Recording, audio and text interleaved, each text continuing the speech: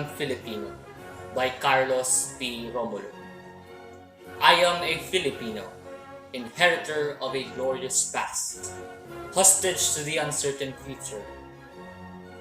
As such, I must prove equal to a twofold task, the task of meeting my responsibility to the past, and the task of performing my obligation to the future.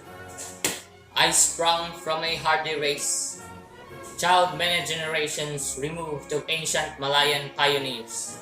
Across the centuries, memories comes rushing back to me, of brown-skinned men putting out to sea, in ships that were as frail as their hearts were stout. Over the sea, I see them come, borne upon the billowing wave and whistling wind, carried upon the mighty swell of hope.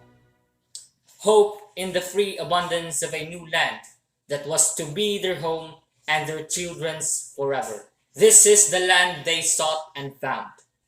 Every inch of the shore that their eyes first set upon, every hill and mountain that beckoned to them with a green and purple invitation, every mile of rolling plain that their view encompassed, every river and lake that promised a plentiful living and the fruitfulness of commerce, is a hallowed spot to me. By the strength of their hearts and hands, by every right of law, human and divine, this land and all the appurtenances thereof, the black and fertile soil, the seas and lakes and rivers teeming with fish, the forests with their inexhaustible wealth in wild and life and timber, the mountains with their bowels swollen with minerals.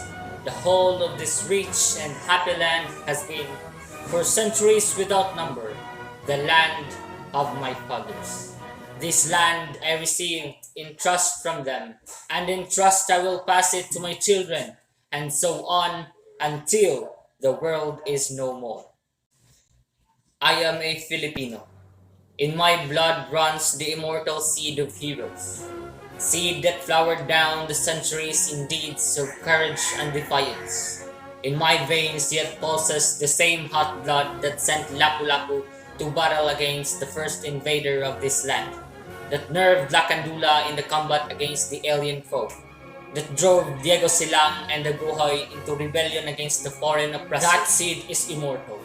It is the self-same seed that flowered in the heart of Jose Rizal that morning in Bagumbayan, when a volley of shots put an end to all that was mortal of him and made his spirit deathless forever. The same seed that flowered in the hearts of Bonifacio in Balintawak, of Gregorio del Pilar in Tiradpas, of Antonio Luna at Kalumpit, that bloomed in flowers of frustration in the sad heart of Emilio Aguinaldo at Palanan, and yet burst forth royally again in the proud heart of Manuel El Quezon when he stood at the last on the threshold of ancient Malacanang Palace in the symbolic act of possession and racial vindication. There within me is an immortal seed. It is the mark of my manhood, the symbol of dignity as a human being.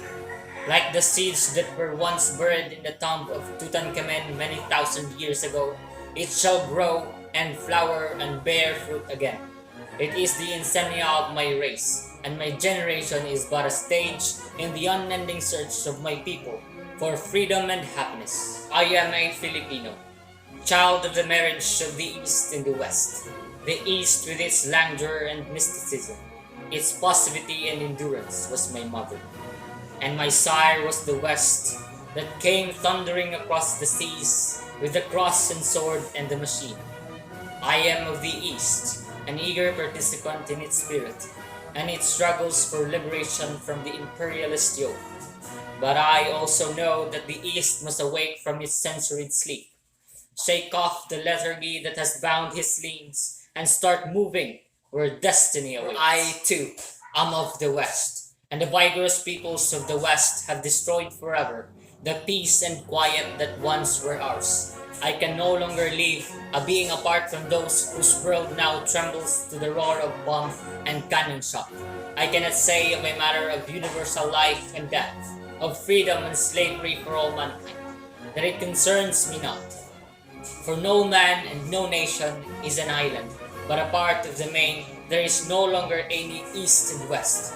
Only individuals and nations making those momentous choices which are the hinges upon which history resolves. The world I stand, a forlorn figure in the eyes of some, but not one defeated and lost.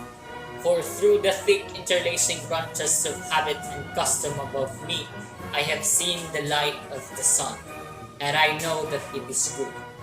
I have seen the light of justice and equality and freedom. My heart has been lifted by the vision of democracy, and I shall not rest until my land and my people shall have seen and have been blessed by these, beyond the power of any man or nation to subvert or destroy. I am a Filipino, and this is my inheritance. What pledge shall I give that I may prove worthy of my inheritance? I shall give the pledge that has come ringing down the corridors of the centuries, and it shall be compounded of the joyous cries of my Malayan forebears, when first they saw the contours of this land loom before their eyes, of the battle cries that have resounded in every field of combat, from Mactan to Terad Pass, of the choices of my people when they sing, Land of the morning, child of the sun returning. Never shall invaders trample thy sacred shore. Out of the lush of these 7,000 isles, out of the heartstrings of 16 million people, all vibrating to one song, I shall weave the mighty fabric of my pledge. Out of the songs of the farmers at sunrise when they go to labor in their fields, out of the sweat of the hard-beaten pioneers in Malig and Coronadal, out of the silent endurance of stevedores at the Pierres and ominous grumbling of peasants in Pampanga, out of the first cries of babies newly born and the lullabies that mothers sing, out of the crushing of the gears and whine of turbines in the factories, out of the crunch of plowshares upturning the earth, the limitless patience of teachers in the classrooms and doctors in the clinics, out of the tramp of soldiers marching, I shall make the pattern of my pledge. I am a Filipino born to freedom, and I shall not rest until freedom shall have been added unto my inheritance, for myself and my children and my children's children, forever